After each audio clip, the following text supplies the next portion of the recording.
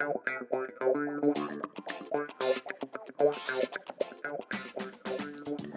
you know that the first educational video game was called Logo Programming and was released in 1967? You're listening to the Xbox Hub Podcast, the official podcast of the txboxhub.com. For all the latest Xbox news, reviews, videos and opinions, make sure you visit the txboxhub.com. But for now, settle down, get comfy and open your ears for some podcast delights. Hello, welcome to the Xbox Hub Official Podcast, episode 173. My name's Gareth Bronny, I'm going to be your host. And on my virtual left is Mr. James Burks. How you doing? Hey. I'm good, thank you. How are you? I'm very good. I sounded fed up when I announced you then. I didn't mean to. I was trying to give it enthusiasm. But it sounds like I was fed up. Oh, sorry, James. On my virtual right is Mr. Richard Dobson. How you doing, Richard? Hi, guys. Good to be here. How are we all? Very good. And on my virtual opposite is Mr. Darren Edwards. How you doing? Hello, everyone. Good to be back. Hope you're okay. Yeah, we're all good. It's raining all over the country. But it's raining men in here. So let's chat. Hey, careful what you wish for. You never told me you were going to be on the podcast like this. Let's chat about our weeks. Let's start with Darren. How was your week? What have you been doing? Mine has been all right, to be fair. So I was on holiday, so came to the end of that last week, drank copious amounts of red wine and caught up on some games, which was great. And we did start watching the most recent series of You on Netflix. I don't know if any of you have watched it. But essentially, it's about an obsessive stalker who gets into all sorts of unbelievable situations. But the latest series is set in London because the other three were set in the US, and it kind of changes things in terms of how it tells the story. So I won't spoil it for anybody, but it's a bit of a guilty pleasure of mine. So I very much enjoyed kind of binging that last week as well. Good. It's terrible, isn't it? But good terrible. I quite like it. Like, I'm not normally one to be suckered in by what you might call like trashy TV series like that, but I think it's quite good. So because Richard's talked about it in the past, haven't you, Richard? You've big fan of it. I gave up after the first two series, but it is that trashy, terrible sort of melodrama, but just with copious amounts of violence. I couldn't get my head quite around it. Right. Okay. There you go. Richard, what's your week been like? What have you been doing? I went to the cinema to go see that film that everyone's talking about. Not Oppenheimer, the other one. I went to see Barbie and really enjoyed it. I wouldn't go in watching it if you consider yourself an alpha male, because you will be broken down by it. It's very full on in terms of the messages it's trying to portray.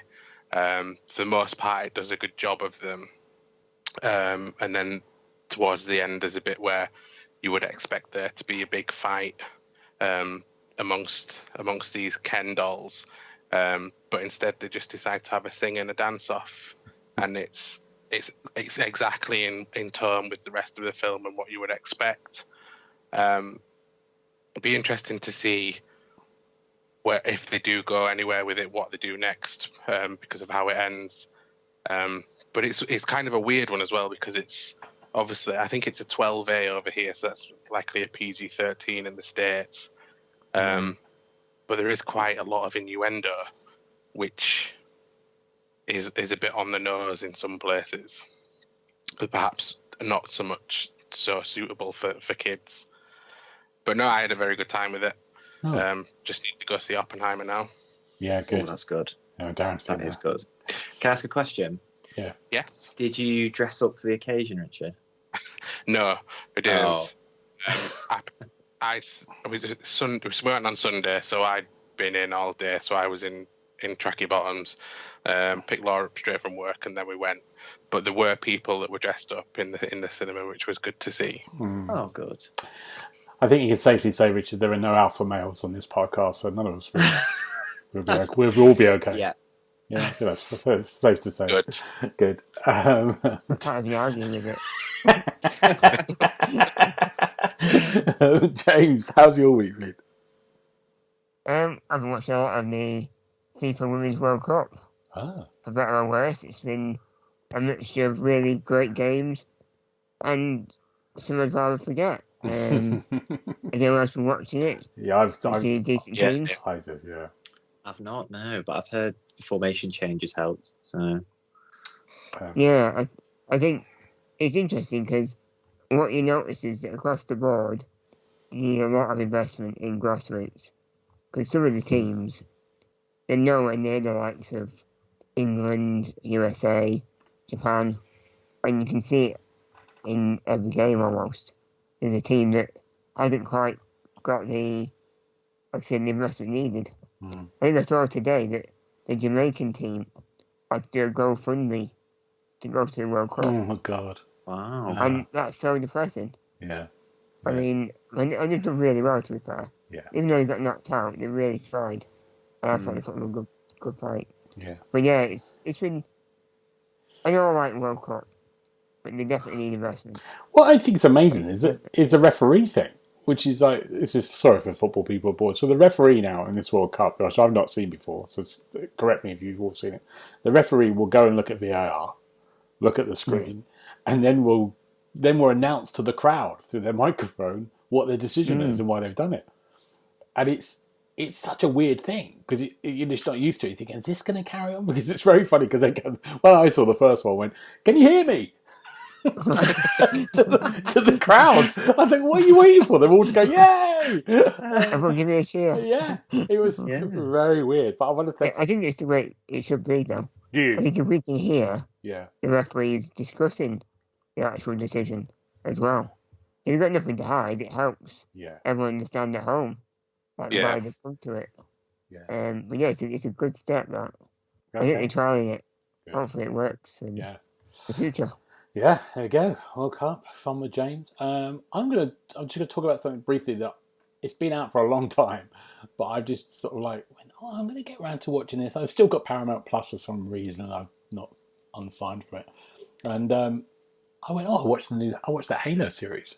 You know, it's been out for a couple of years or a year and a bit. And I don't know if any of you have seen the Halo series. I have. I've watched the first episode, Right, but that's it. No. I'm really liking it. I've done about 6 or 7 episodes. I think it's... Now, I know you two, especially Darren, is a big Halo fan. For me, I think they've done a really good job. I think the first thing is, this is no secret here, I think everyone knows, is getting rid of the helmet straight away in episode 1. He hasn't hardly got it on. I think that's a good thing, because I'm sick of watching men in helmets in sci-fis walking around going, who are you? Who's that? What's millions of you on helmets? Talking about the Mandalorian. So I thought that was good. I think performances are good. I think they do a really good job of honouring the game as well as kind of doing their own thing. What do you think, Darren? I think compared to other adaptations for video games, it stands up pretty well. But it kind of lost me halfway through with the story it was trying to tell, I think. I really liked the actress who plays Dr. Halsey. I can't remember her name now. Great. Yeah. I think she's a great bit of casting. Probably, actually, the character I enjoyed the most, even more than the Master Chief in the series. But yeah, I didn't leave it thinking this is amazing. But I thought, like production-wise, I thought it was better than a lot of others you get.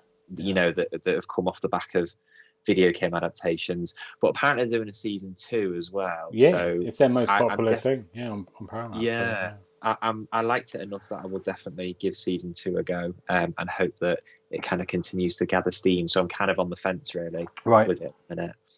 No, Richard, you saw 1 episode, didn't you? Yeah. They did what they did with Yellowstone and put the first episode on Channel 5 when it first launched. That's how I watched it. Oh. But I enjoyed the bit where Master Chief comes down and he starts fighting and you get those first-person sections.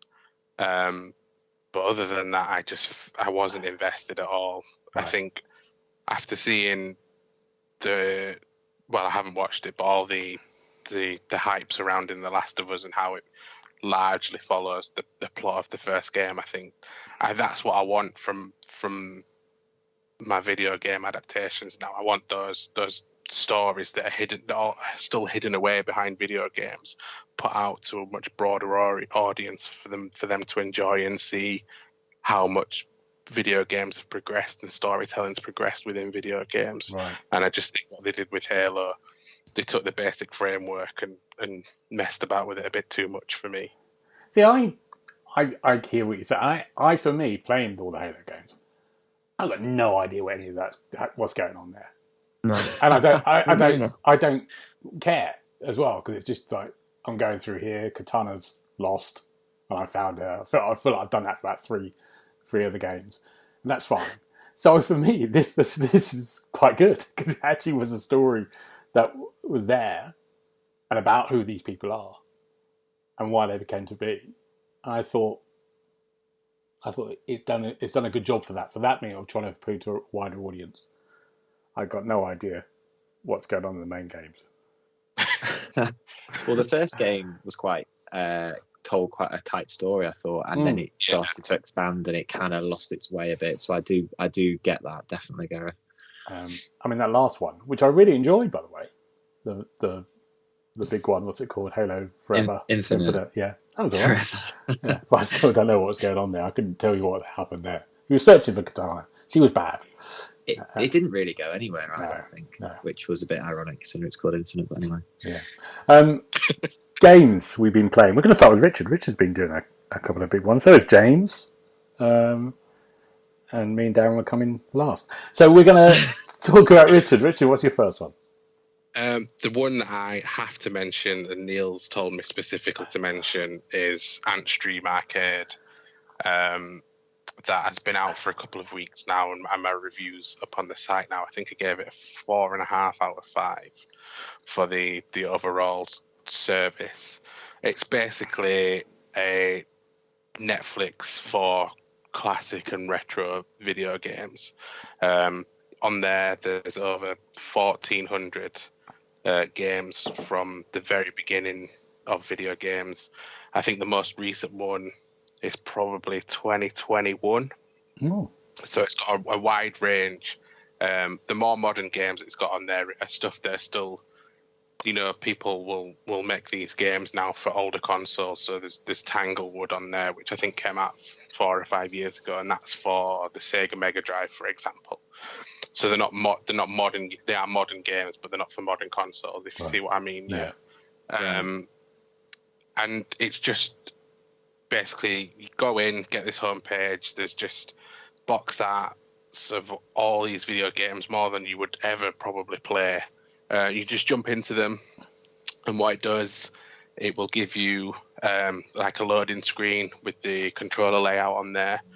Give it a few seconds, and then you just hit play, and all you're doing is streaming this game from the internet, and that side of it works really well. I've not noticed any real lag in any of the games that I tried. Obviously, I wasn't able to try them all, but they're really good. How it works is pretty much flawless, but it does so much more than just having these games there as well. There's leaderboards, so it'll take your high scores, stack them up against other Xbox players, and then everyone else that's using the system on mobile and PC, I think, as well. But then it also has these things called challenges. So I think they said there's about 600 of these games have specific challenges that you will choose. So you go in, play a certain section, and you've only got one life, or you've got a certain time limit to beat these sections. And how they've incorporated that is really quite impressive, because obviously you've got these classic video games, but these challenges feel very modern, and just like snapshots of these games. If you wanted to jump in, you can use these challenges to send challenge requests out to friends, or send them out to the rest of the community if you think you're very good at a game. But I've not done that, because I've seen some of them, and they're immediately cut down to size when they send out these requests. But they also have official tournaments and everything, so it's much more than just a collection of these classic video games preserved for retro gamers and people wanting to explore things as well. It's very much like a complete package that you would expect from a compilation now with all these extras and stuff. And I just had a really good time with it. I didn't encounter any real issues with it at all. And yeah, if you're into retro games and find it difficult to get these older consoles now, then Antstream is a very viable option for you. Can I ask some questions, Richard? First of all, Yes. How much is this? Is it a streaming service? Is it monthly or yearly? It's yearly, so I think it's $29.99 for a year, or you can get a lifetime pass, which I think is £80. Wow, it's not bad. Which is I it? didn't think was too bad. No, Yeah. And there's 1,000 odd games in there. over 1,400 at the Wow. moment. See, even since I reviewed it, I think they added 3, and they're adding more all the time. And can I ask one more question and then hand it over? How far does it go back? Does it go back to sort of ZX Spectrum days? Or? Yeah, and even further back. Wow. Okay, good. Any questions from you, boys? I do have a question. What's the most well-known game you've kind of come across on there? Because there's an interesting debate at the moment around like preservation of games, with things being delisted and you can't get access to them. So I think this is a really positive move. So what's the kind of caliber that's on there? Yeah, very good question. I think your main ones, you've got like the original Mortal Kombat on there. There's all the different versions of Worms. So you've got the Mega Drive version. I don't think they've got the PS1 version on there actually, but you've got like the SNES version, or is it the NES version? I can't remember which one. The Amiga version. So if you played one on a specific console, that version's likely in there as well. Because back in that day, that sort of thing mattered more. Whereas nowadays, if they were to release a game, there would be barely any difference between the consoles. You can really tell the difference with those older consoles. There's Double Dragon on there. There's Metal Slug on there.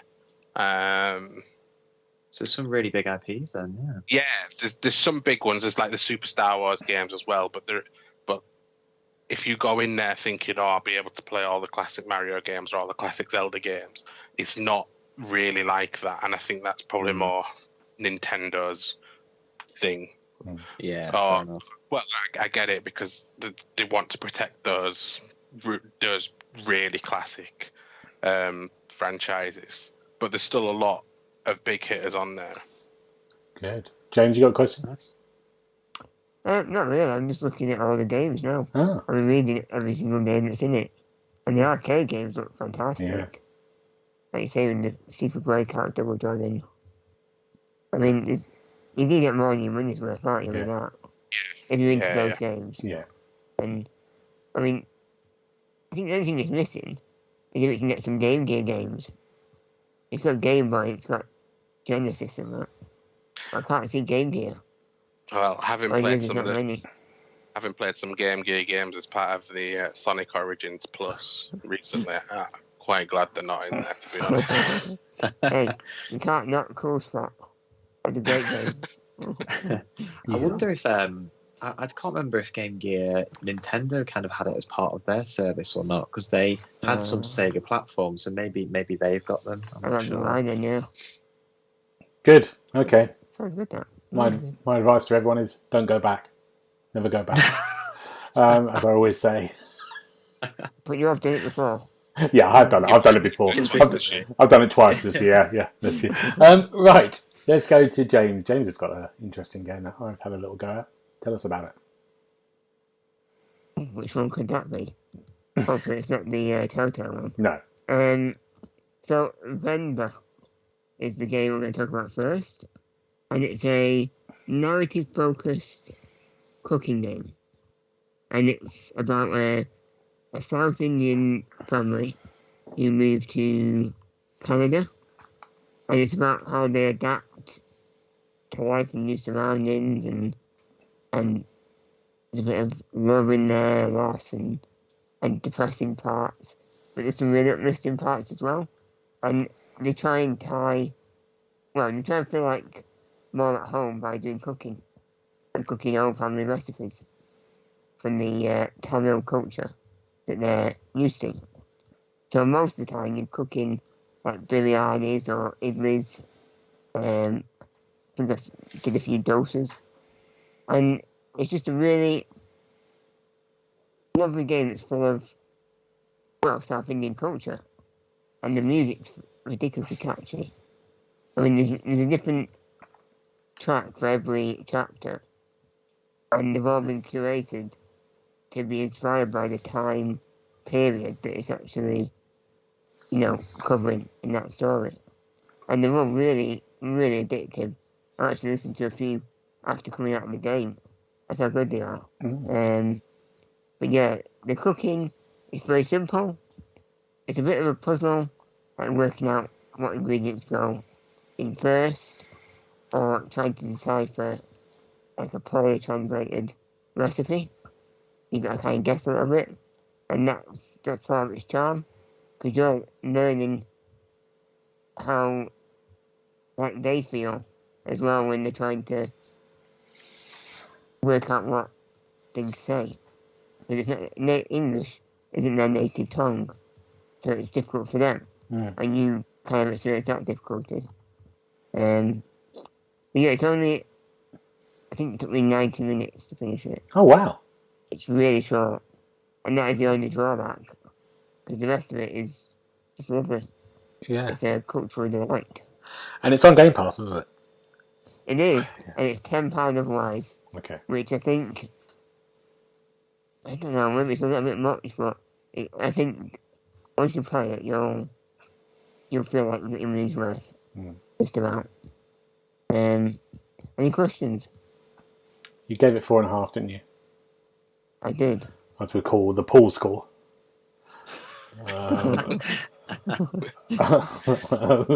But yeah, it looks great. I've had a quick go at it, and I've failed to cook some dumplings. So, but I really liked it. Yeah.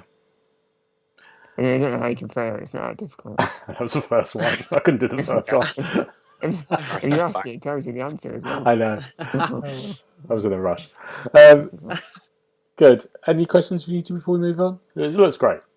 Not so much a question, just observation. I mean, I totally agree with what James said in terms of I love a game where you get the kind of culture shine through from the developers.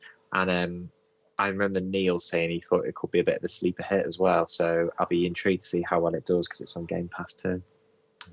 It's getting a lot of high scores. So at Good. least everyone else seems to be appreciating it. Yeah. As well. It's always a relief when you review something. Yeah. Yeah. Darren, what's your game? So I'm going to head back to Retroland. So the first game I've reviewed, and it's live now, is called Gimmick Special Edition. So this is an old school platformer that released on the NES or the Famicom, because it only released in Japan, and then it had a limited release in Scandinavia of all places. So it's one of those kind of lost gems that never made it to these shores. And it's overall, I was quite impressed with it, although it wasn't really my type of game, because it's quite a difficult platformer. So it's quite challenging, it's quite frustrating. Like, there were a few times where I kind of wanted to scream and nearly lash the controller across the room. But essentially, you play as a little, he's like a little dragon character. Think of like the Bubble Bobble dragons, and he looks pretty much like that. And the story goes that a young girl is kidnapped by her toys who have come to life, and you have to set out to get her back. And it plays across 6 different levels, but there's secret items to find in each level. So if you get all of them, you unlock like a true ending and like a final zone. But considering it was made on the NES, it looks and sounds brilliant, and it's because it released alongside when the SNES was out, and it had launched halfway around the world by this point. So these 16-bit games were coming out, and it's Sunsoft who developed it, and they were making it for the NES, but they were aware that they had some real competition out there in terms of next gen.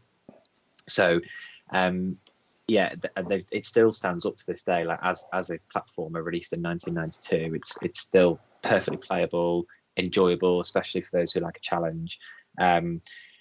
The main character you play as, he's quite heavy in the air, so there's small margins of error in terms of jumps, and he is quite slippy at the same time. So if you land on a platform, you can easily slide off the other side and die. So that's where some of the challenge kind of comes in as well. But as I say, like, not my kind of style of platformer, but I did appreciate how well it stands up today. Unfortunately, though, the special edition half, they haven't done anything to the game itself. But what they've done is they've split it down into how you can play it. So you can play a normal mode where you can save at any point you want, like to the second. So if you've cleared like a tricky bit, you can save it straight away. So if you die, you can reload it. And there's a little rewind function as well. But if you play it on that mode, you don't get any of the achievements. So I played it through on that mode once to kind of learn the kind of get the lay of the land, if you like, and then played it in what they call serious mode, which is how it was meant to be played. And there's online leaderboards because there's a speedrun mode as well. There are only 2 people on the leaderboard though when I checked, so clearly not a very popular way to play it. So yeah, it's good because we talked about preservation earlier. Like it's a game that hasn't been released over here, but I gave it 3.5, I believe, because as a game it still stands up really well, but they haven't really done much to kind of bring it up to date, if you like, 30 years later. Good. Thank you, Darren. Any questions for that? I have one. Is this a Ratalaika release? Because they've been doing quite a few of these retro releases recently. No, I don't believe it is. It's not. I can't remember who's published it, but I know Sunsoft developed it originally. It kind of looks like it though, because there's like you can play zoom screen or standard ratio, and there's like the little borders and stuff as you kind of get with those games. But the kind of gimmick, if you like, it's a gimmick, is his ability to you can't attack, but you can chuck this kind of shooting star, but you can also jump on and ride it as well. So that's how you get to like secret areas. So in terms of the physics as well, it was kind of perceived to be ahead of its time, and it really stands up well in terms of platformer today. It's just difficult to master, that's all. Good. That sounds hard. It's not quite as hard as like Super Meat Boy, but it's on its way. Right. So it's one of those type of platformers, yeah. Good. Finishing. Good, thank you, Dan. It's me. I'm going to briefly talk about Echo Blade. It's a game that I reviewed on the site. Echo Blade, it puts you in the position of, you haven't much of a story. You don't really know what's going on, but that doesn't matter. You're in a dungeon at the bottom, in a jail, I think, and you've got a helmet on that you can't see anything with. So it's a first-person action-adventure game. But you're using sound as your way of mapping. So you can sort of like move, when you move your sword around, it kind of, you'll see a sort of like sonic, what's it called, ultrasonic kind of view of the map. So you'll see edges of walls and you'll see colours. So you'll see enemies in red if they're moving around. So you're kind of having to, but if you stop still, it will just go dark on the screen. So you've got to kind of keep moving. You might see sort of a glowing key in the distance or a torch is always moving, or the sound is, so you can kind of see that.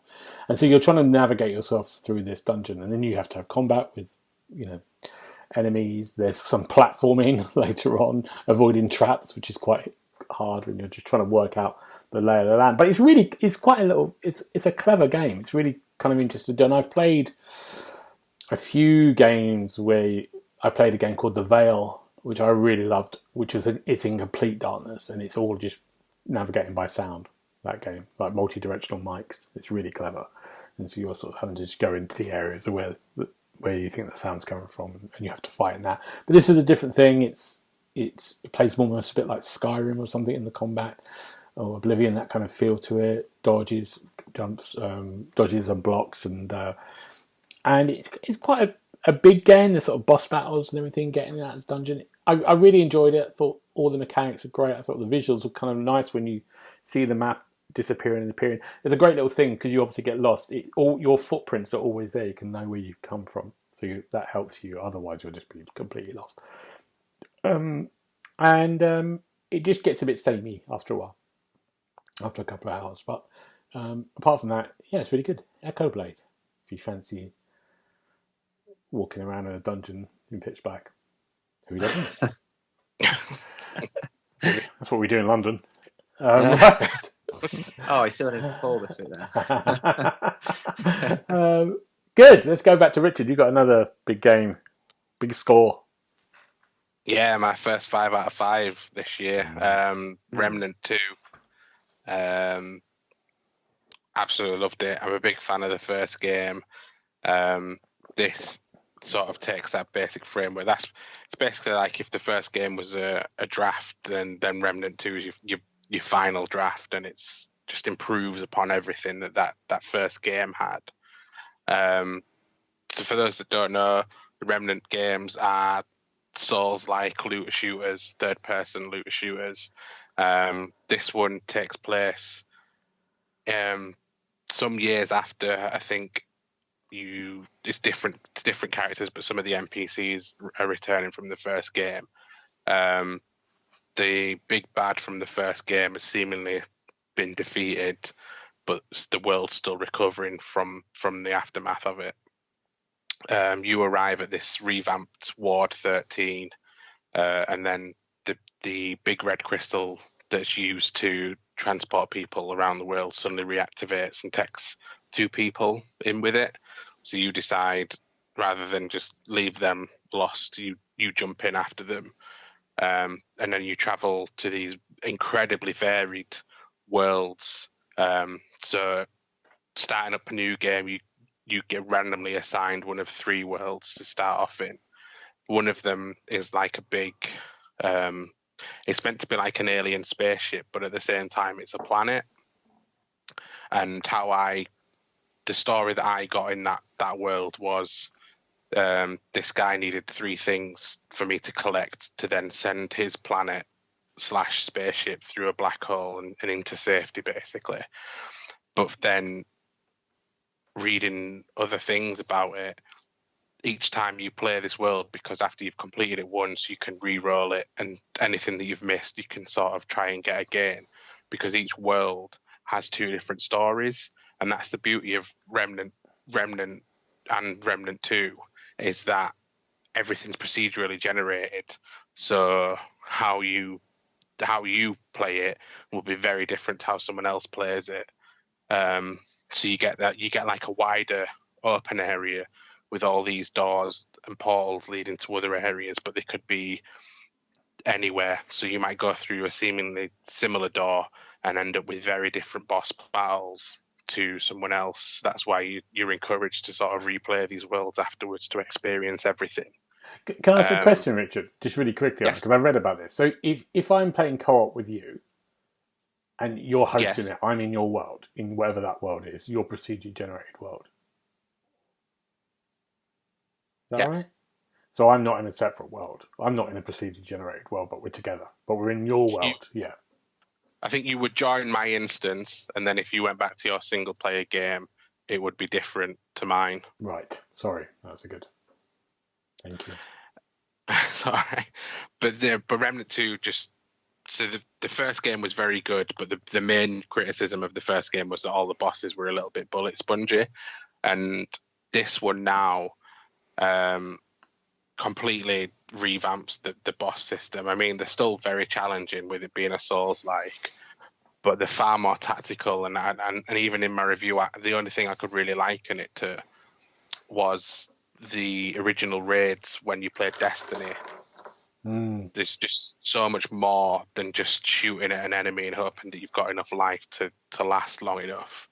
One of the bosses that I had, once you go to a place called the Labyrinth, was literally a maze, and then there was these cubes that were just rolling around this maze, and you had to destroy these cubes, and that was a boss. There wasn't like a figure or anything to defeat. The cubes were the boss.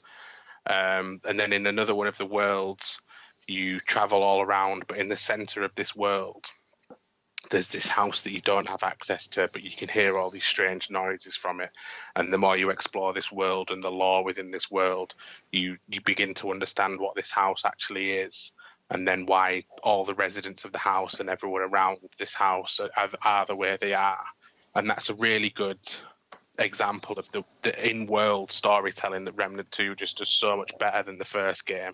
I mean, the overarching story's a little bit weak compared to, but you're invested in these in-world stories far more than the actual overall story. And it just improves upon everything. The shooting's better, the loot's better, the systems where you upgrade your weapons are far more. There's lots more loot, but they all feed into systems, and you can feel every little increment of your character improving makes a real difference.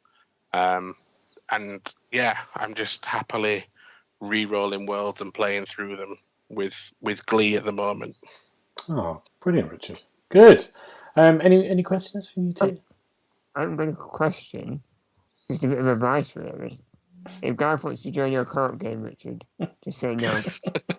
And that goes for anyone really. Kid was having heart attacks when he said, when you went, it was like my experience in Destiny 2, and Kid was thinking, oh no, I played that with Gareth. Yeah, good. Thanks for that. Well. Noted. Right, thank you, Richard. First 5-star game, that's great. James, what's your second game? Well, Telltale Games are back. Woohoo! And by the time I finished episode 1, it was my Telltale Games. So, okay, I'm back. So, it's The Expanse, a Telltale series. And it's based on the hit book series and TV show The Expanse. Where do I start? So, you aboard a scavenger ship, and you play Kamina Drummer, who's a character in the TV show. And this is set way before the TV show. So it's a bit of an origin story. So you're having to kind of lead the team to do scavenger hunts and try and get a big payday on the outer belt of, well, the universe. There's a lot going on in this episode. There's a lot of lingo that I don't understand. I was very overwhelmed. I'm overwhelmed now thinking about it. I'm getting hot sweats. I like the way you started trying to explain it and then went, this is too much. Oh God, I'm in too deep. It is. So, basically, on the negative side, it's got terrible storytelling. Most of the conversations are boring and quick, and you think, I don't care who these characters are. You did a terrible job at getting me to care, if you know what I mean. Which doesn't help when you've got decisions to make, because you just take any decision. Because you really don't, you're not bothered what happens. And the voice acting, a lot of it seems phoned in. And it just adds to the poor narrative, really, as a whole. But on the good side, there's a whole section where you explore a wrecked ship, and you have to use zero gravity thrusters. So you can fly around the ship, and you've got to find items to scavenge. And this ship has been attacked by pirates already before you got there. So it's full of like dead bodies, floating heads, blood everywhere. It's really gruesome. And that was one of my favourite parts. It was quite a dark atmosphere. And it was exciting for a change. There's quick time events. They're really bad just because they're boring. Oh God. What can I say about it? Well, that's enough. It doesn't sound that good. I think it's a lot better for someone who might be familiar with the world. Yeah. Because there's a nice cameo and like a voice note, and there's a lot of references to different parts of the universe. But it's a very average start to a series that was quite hyped up. But it's the first episode. Yeah. So I'm not going to write it off just yet. No. And that review is out later on today. So by the time you listen to this, you can read it. Perfect. Any questions? No, we haven't got time for questions. I'm moving on. I'm sorry. We've got so much to get through. I'm looking at the time. Good. That's good, James. Thank you. Darren, we've got another game. God, yes, I do have another game called Sea Horizon. Oh, just to answer your question from earlier, Richard, the gimmick game was published by Bitwave, so not Ratalaika on this occasion. Yeah. So You're welcome. So Sea Horizon is a role-playing game, but it's got kind of tabletop card game elements. So you navigate the high seas, and it's on like a hexagonal plane map, and you go from square to square, and you use hunger as you move, and you also have to fend off random encounters as well. And then there's loads of different things that will unveil themselves. It's a bit like a fog of war situation as you explore the map. You've got an objective you've got to hit, but if you do decide to risk your resources, and because if your hunger kind of gets too bad, you'll die of starvation. So you need to it's kind of a bit of a trade-off. Do you go for that loot and go for that treasure chest, or go and take on that extra battle, or do you just kind of plow forward? But if you go straight to like the main kind of end of level boss, then you won't have very much of a chance of beating it. And when you go into these encounters, it's turn-based, and then you have cards that come up at the bottom of the screen, and you have to choose which moves to use. There's all sorts of different status effects as well that you can invoke, but you have dice are randomly rolled at the start of each battle and of each turn, and then depending on the symbols on the dice, you then have so many corresponding moves with the cards. It sounds complicated. There's no easy way to describe it, but it's actually fairly straightforward once you get used to it. And it's a roguelike as well. So once you've done the run and played through that character, the character will level up, so the progression will stay, but you'll lose your items. You can only carry one or two over to the next run. You get to choose at the end if you're successful. It's quite interesting though, because you play as each class on like a different mission, and you can't kind of mix them up, and then you can just do dungeon runs as well, or you can play a mode where you can take control of 3 characters at the same time. So I'm quite enjoying it, to be fair. As strategy games go, it's bright, vibrant, colourful, fairly easy to pick up. Nothing that you haven't seen before from those type of games, but yeah, it's quite fun. Good way to kill a couple of hours, I think. Basic level of strategy, so yeah, it works well. Sends a shiver down my spine when you say roguelike. No, I don't know what it is. Whenever I read it, God. But it's not as roguelike as some other games, because it's this kind of, it's mostly turn-based strategy with those kind of card and dice board game elements rolled in as well. Good, thank you, Darren. We look forward to. Is that review out? No, I've only played a few hours, so keep your eyes peeled over the next probably few days to a week. Good. Just quickly, as I always like to do this, I could do this in private, but I like doing it on the podcast. Richard, have you finished Final Fantasy 16 yet? No, not yet. I am at the desert town called Dalamil. Yes. I'm a little bit further on than you. Oh, you've shot ahead. I've just finished that area, and I'm on my way to the next bit now. I did a boss. Where are you? I'm a bit further. I won't say anything. I don't spoil anything. But I did a boss battle, and it was so long. I went and had lunch in between. Paused it. I had my lunch. Came back. Still another 45 minutes of that. Yeah. Sore fingers. But yeah, I'm enjoying it still. Really enjoying it. But I feel like I've been playing it for years. Good, gentlemen. We're going to go this is the start of the month. Every month we have an article. Dave Ozzie does the article, and it's a little YouTube thing that Neil's put together based on these games, which is the best Xbox and Game Pass games for August. We're just going to go through them, have a little think if you like the look of any of these things. First one on the list is a game I don't really know anything about called Gourd. Anyone know about this? It's published by Team 17. It's quite interesting. Inspired by Slavic folk tales. It's kind of like a little adventure. Any of you know anything about this? I don't actually. No. Have a look at that. Gourd. First game now. Team 17, you can't normally go too far wrong. Exactly. So. Exactly. It's all sort of. It says, and just look at the comment: construct fortifications so that people can be protected. So is it a survival game? What is it? We don't know, but yeah, that's coming out in August. Atlas Fallen. Now we're going to talk a lot about Atlas Fallen next podcast. All of us are a few goes at it, so we won't say anything about that. But that's coming out very soon. I think on the 10th. By the people who made the Surge. I have lots of comments in chat about that next week. I've gone mad. Next one on the list is Stray. Who's excited about Stray? I'm excited because I never ended up playing it when it came out to PlayStation. So I'll look forward to this.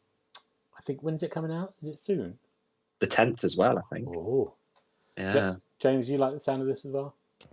Yeah, I don't really like cats, but it looks interesting.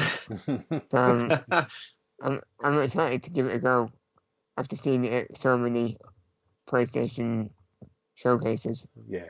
Yeah, I like the look of it. I loved it. I thought it was great. I really had a good time with it when I played on PlayStation. I love seeing the kind of like the sort of YouTube clips of people playing it with their cats watching. That makes me laugh a lot. Moving Out 2. Anyone play the first Moving Out? Yeah, it's annoying. Really annoying. It's got stupid physics. Like You just chuck it in. Moving Out. Yeah, but worse than that. Yeah. Oh. Yeah, No, well, thanks. it's very popular. Stressful. It's coming back. Moving Out Is 2 it? is back. Yeah. Yes, I think so. The sequel isn't really popular. They've just got the same assets. Let's do that quickly. New furniture. Yeah. Yeah. Next one on the list is Marble It Up Ultra. You're all excited about this. Tell me what this is about. Is Marble The a Marvel bird? game. Is that it? I have no idea. Yeah, it probably is just that, isn't it? I've no idea. What do you mean a marble game? Is like you're taking a marble through a maze, is it? Is that kind of thing? Bit like Super Monkey Ball, I guess. But Okay. yeah, that type of thing. Or a really retro throwback, Cooler World, PS1. I think you're familiar with that, Richard, aren't you? Very, yeah. Yeah, that's why I had my eye on this until it got stolen from under my feet. Ooh, who took it? Oh, Neil pulled rank. Oh my Oh. word! You'll get it. You'll get it back in a week. Oh, It won't be. He's not going to do that. 60 levels, 100 marbles, and weekly challenges. Oh yeah, and online leaderboards, so multiplayer as well. Good. Shadow Gambit: The Cursed Crew is the next on the list. What is this? I think it's like a A game. little RPG thing, is it? Maybe it's not. Real-time stealth and strategy. Oh, okay. Never heard of this. I think it's on our list to review. No one knows about this, but we're going to go on to Richard's Game of the Year, Madden NFL 24. Tell us, you're the Madden person, aren't you, Richard? You do it every year. I do. I have not seen anything about this one to suggest that it's going to be a big update. Whereas the one last year had a few new things. This one, I'm just not seeing anything. I think they're trying to spin it out with these terms that Dave's put in his article: field sense, sapient technology, and hit everything 2.0. And it just feel like it's just an update. It's an update to the last one with very little of meaningful content added in by the sounds of it. Oh, I look forward to that. do you want to do these games anymore, Richard? These ones? I do enjoy them, but it's when it's just like the tiniest things and they're trying to push it out as a brand new release. It was like me doing the bloody basketball games every year. So thank God we had a reviewer who likes it. But they do it with all of them, so I don't know why it should come as a surprise, really. Yeah. I don't know when that is. I think it's probably 24th or something around that time. The Texas Chainsaw Massacre. Now, who did a little preview of this for us? I can't remember. Someone, maybe Ali, I think. We had this for a while. Maybe I got that wrong.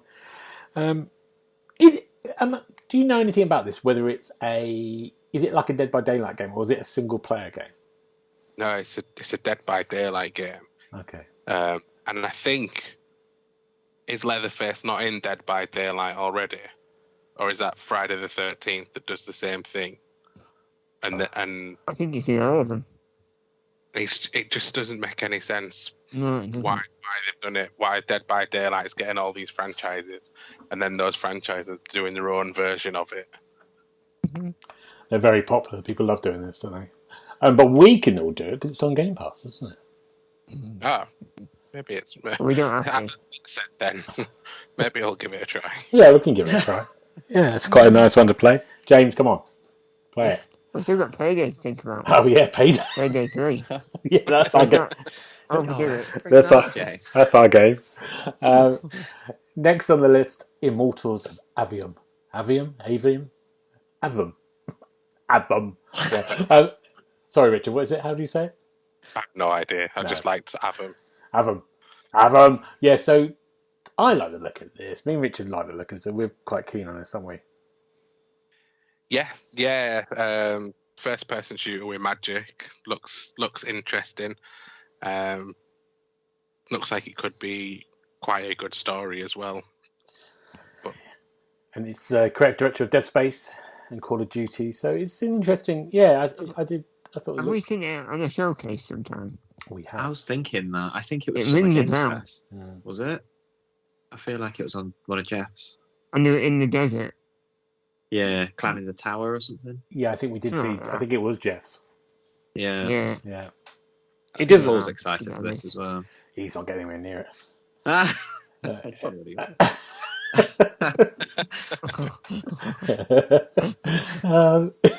He'd be fuming now at home.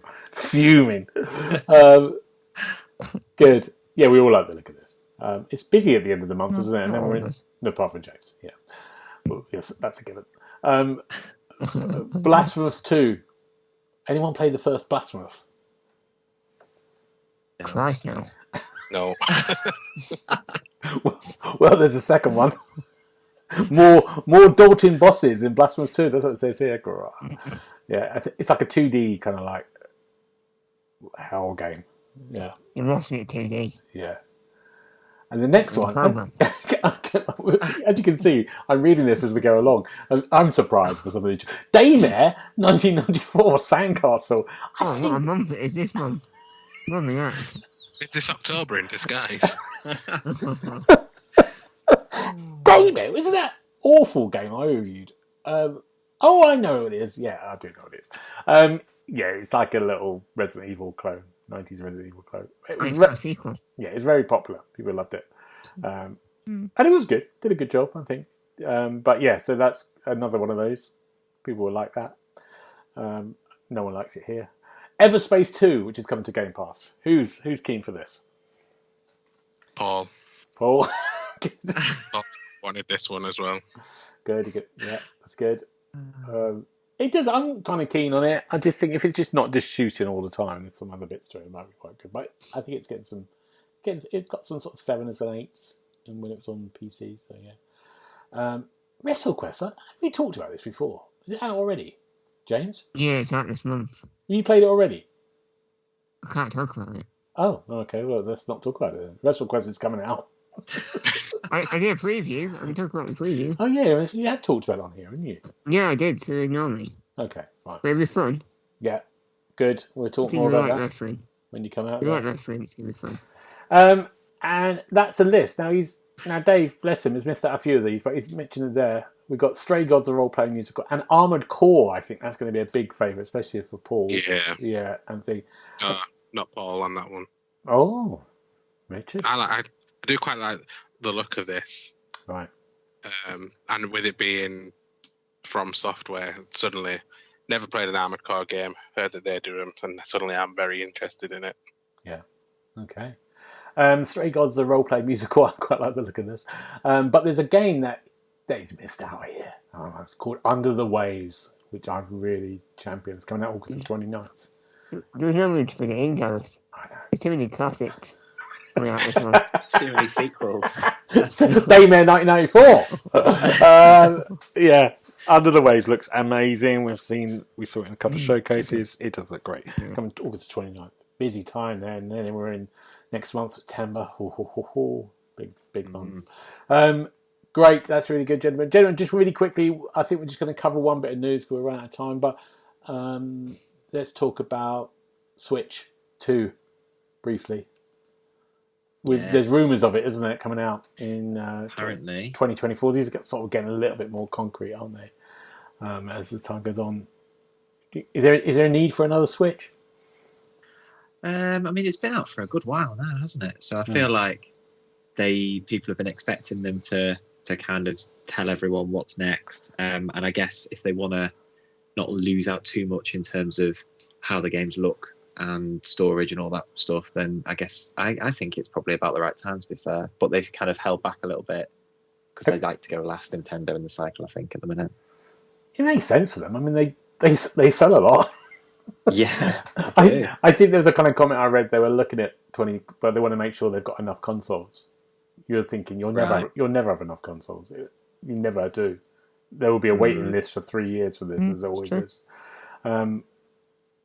Who has got? Have you got a Switch down already? You have. I'm the only one who has got a Switch, I think.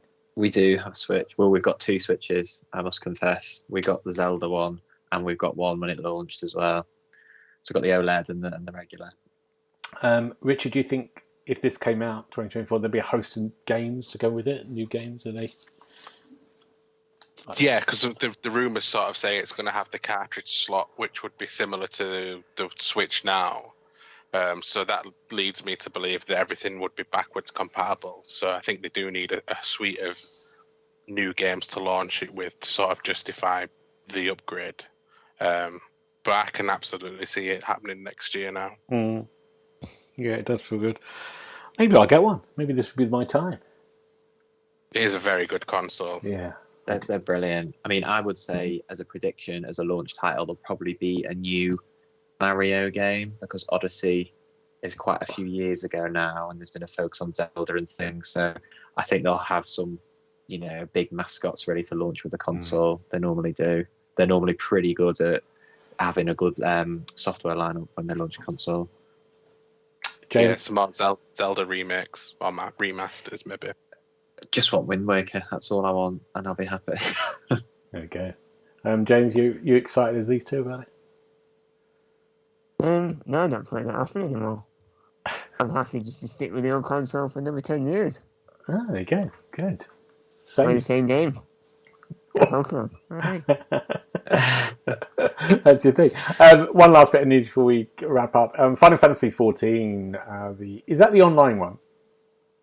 I think so. That's coming to Xbox. Finally, people have been going mad. Richard and James. Richard, first of all, you like this idea? Yeah, it's been a long time coming, but I'm also mainly just happy to see Final Fantasy and Xbox and Square Enix all getting along together, because there'd been a lot of rumours going around that they'd had a fallout for whatever reason. So this sounds like everything's been put to bed now. And they sort of said also during the announcement that they're looking to get other Final Fantasy titles onto Xbox as soon as possible. So any Final Fantasy is good Final Fantasy. Yeah. James, would you ever go at this, an MMO? I've tried to have a go at quite a lot of Final Fantasies, so yeah, I'll probably give this one a go for about 5 minutes, and then go back to playing something like Gems of War. Moving out too. If there only could be an MMO for Get Gems of War. That's the dream. I mean, don't get my hopes up in these things. I'm sure there'll be a mini of something similar in one of them. Yeah. Well, yeah. Find out. Let me know. Okay, good. Yeah. Right, we're gonna go by now. What are we looking forward to next week? Let's start with James. James, what are you looking forward to? Not a lot. Another Korean lesson. That's about it, really. Oh, what have we got? What's the word of the day? You got one for us? I'll find out what podcast is this week. Yeah. In Korean. Yeah. It's podcaster. Great. Another useful lesson from James. We'll be able to put those words all together soon and form a sentence. Good. Richard, what about you? What's your week going to be like? Laura's going to Edinburgh on Sunday, and I booked that week off as well. So I've got a nice week to myself, and I haven't told her yet, but me and a few friends are going to Dublin on Monday, and we're just going to send her a picture of us in a pub. Oh, that's going to go down well. I'm advising you now. That's going there for the day. I think it's a £33 return.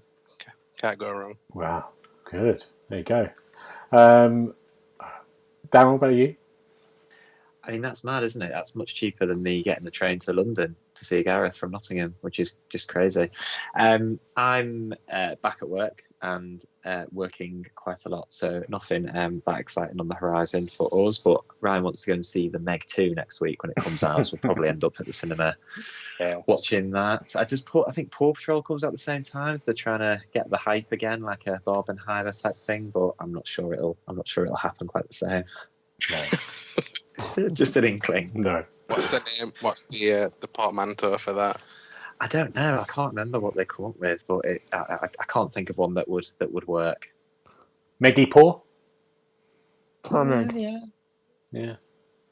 It's not as good, is it? No. So we'll probably go It'll see never that. work. No. Yeah. I'm this week looking for a disco floor for a show. We needed a floor. That's a disco floor. If anyone knows about a disco floor, they want to sell it, get hold of me. Right, gentlemen, now if one... That's as 80s as the car for you guys. I know. If anyone... what am I talking about? We're leaving. What's your... if we need to get hold of you, I was going to go into something else. I was going to go into the next podcast. Darren, if we need to get hold of you, where do we get hold of you? I'm on Twitter or X, what the bloody hell it's called these days, at 27 Darren. And Richard, what about you? I'm on Twitter, Instagram, and still on Threads, and my handle is @Dobbo1912. Brilliant. And James, what about you? I'm on Twitter and Instagram at @LTGKO. Don't contact me, I'm not interested. It's a disco floor. Oh, wow. Well, Yeah. Yeah, any disco floor inquiries, please. You can get me on GB Briley on Twitter, Twitch, and something else. Threads. But for now, we'll see you next time. Bye-bye. Alright. Bye. Bye. You've been listening to the official podcast of TheXboxHub.com. You'll be able to find all the notes of this show at www.thexboxhub.com/podcast. You can also check out our social feeds on Instagram and Twitter at The Xbox Hub, and search for The Xbox Hub on Facebook.